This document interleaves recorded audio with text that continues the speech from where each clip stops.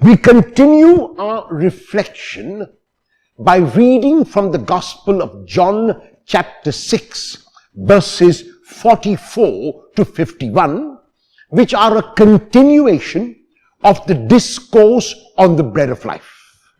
In these verses, Jesus invites anyone and everyone who is hungry, not merely physically hungry, but also spiritually hungry, to come to him, because he can offer them what is known as the bread of life, spiritual bread along with physical bread.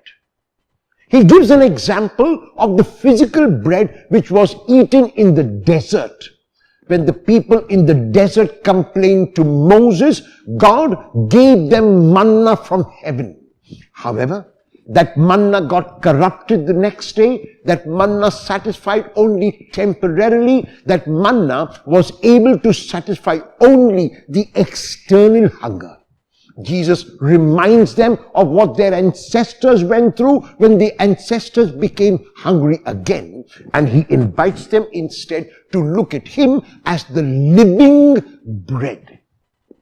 And this phrase, living bread, once again reminds us that Jesus wants us to regard him. Jesus wants us to realize that he is not merely a God who will satisfy our physical needs. He will do that surely because he is concerned in a very tangible manner about each one of us. However, his concern does not stop there.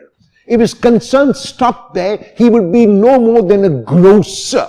He would be no more than a milkman. He would be no more than a baker. He would be able to satisfy those needs. Those needs are satisfied by these individuals. However, Jesus is much more than a baker and than a grocer. He is God and God's only Son, and that is why he can satisfy our spiritual needs. So we turn to him and we ask him for this bread.